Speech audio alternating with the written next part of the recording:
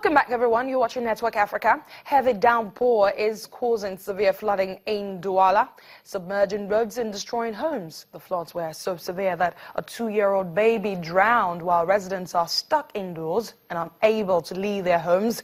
This is not the first time floods have hit Cameroon's economic capital.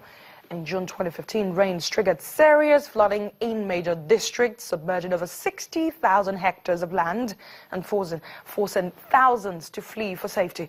Experts attribute the situation to several factors, including climate change, deforestation, rapid population growth, and poor town planning.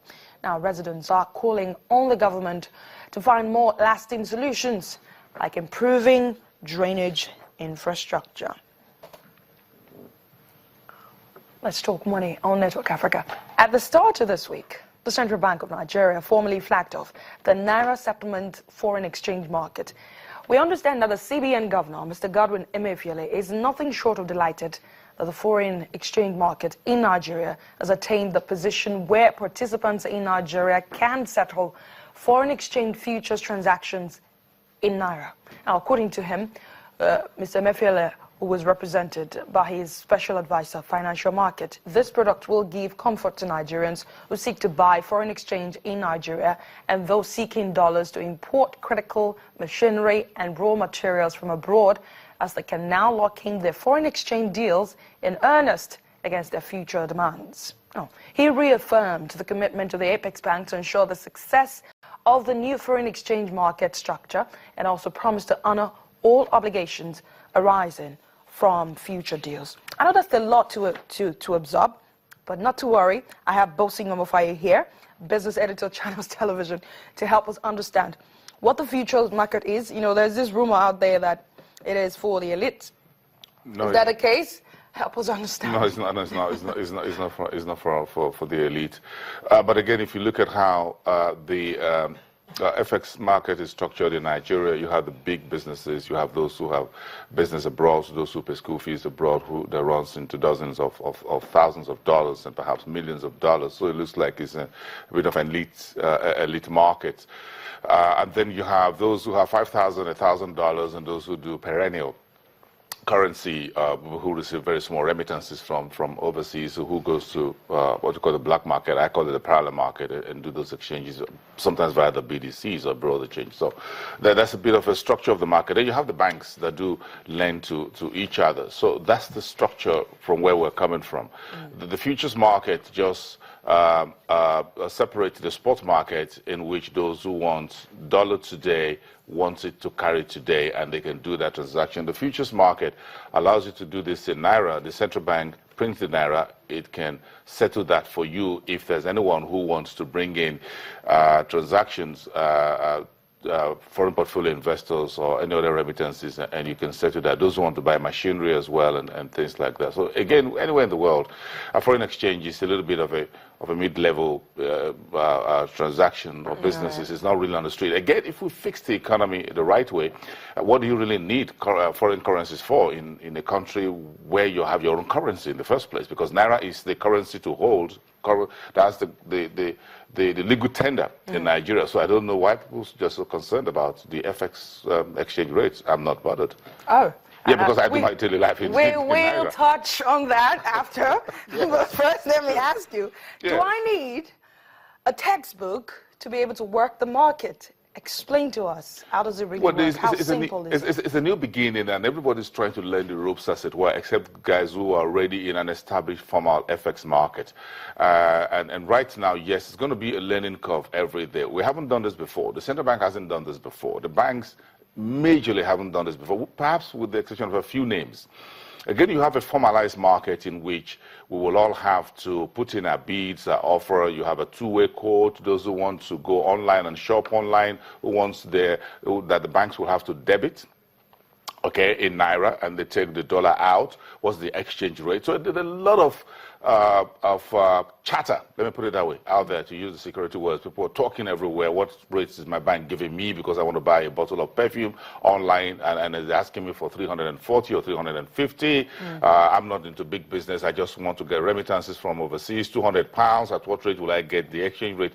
So it's a lot of conversations out there, but it's going to keep clearing out over time. Don't forget, we're coming from a year and a half lack of activity in the FX interbank market in Nigeria, in which the central bank shut the entire, well, closed heavens, as it were. So there was a drought for 1.5 years, and you just need to allow things to put the market in place.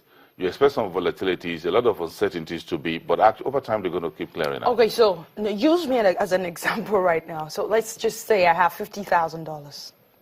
Let's just say. Yeah, that's quite some size of money. $50,000 will be about 10, 12 million naira. And I want to be part of this FX futures market. How does it work? What do you need $50,000 for in the first instance? What do you want to do with dollars? Let's get back to the basic question. The central bank is this: we need to discourage this appetite for foreign exchange in Nigeria. What do you need it for? What does an American need Nigerian naira for instance? You just have to discourage this appetite in which everybody just wants to have foreign exchange, a foreign currency. The question is, what do you need it for? So if you want to be part of the FX market, you must have a business you would like to do, or you want to pay your school fees overseas, or just has to be something you're doing. We just need to get this appetite for imported goods, products, and services, including currencies. We just need to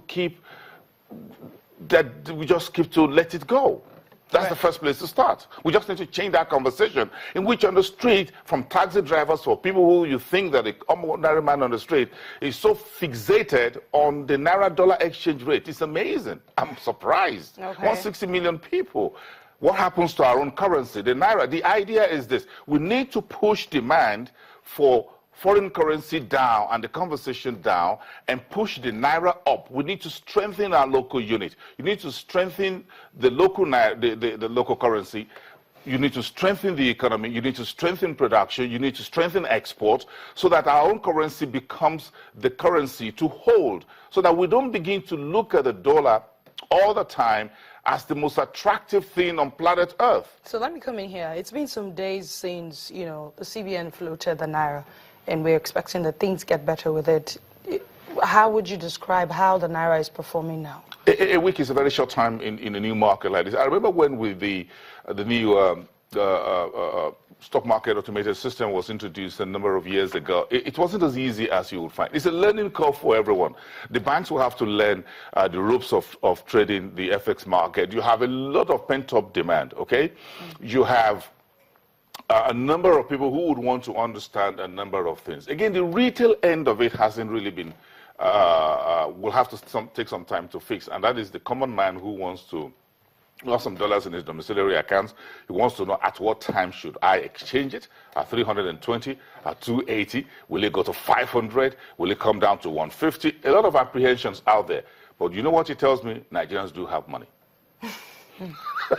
That's interesting. Nigerians do have money. You can just sit down in a restaurant and all everybody wants to hear was, what's the naira-dollar exchange rate? It looks like there's absolutely nothing else we do in the country than just trade currency. I'm surprised. And that is really surprising, because you started this conversation about, is it an elitist thing? No, it's not an elitist thing. But again, why should dollar, naira be a pedestrian, roadside, bus stop conversation? Hold on a minute. That's what you send, what you want to spend to move from point A to point B is the local naira, right? What you want to, you pay your rent in naira, you pay taxes in naira, you have your meals in Nigeria paying the local unit. Why should you be so much interested in whether I have $50,000, at what rate would it be? In other words, we have a country that has opportunities and potential. That's what it means. It means you have very huge remittances coming in. It means that people would want to do business with Nigeria. So, and I'm happy with that. But again, we need to understand that this new regime, or the futures market and the spot market, was not to help us get better naira for dollar. Right. The idea of the central bank is to make sure that we have a country that is better, in which our own currency, like our own rice, our own shoes, our own toothpick, our own juice and fruit juice or whatever are made locally and that will remain strong.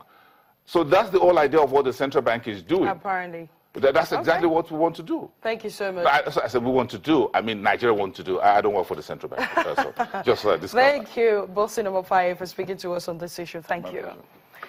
Let's take a break now. When we come back on Network Africa, President Jacob Zuma of South Africa is given 45 days to pay back the money used to renovate his Nkandla home.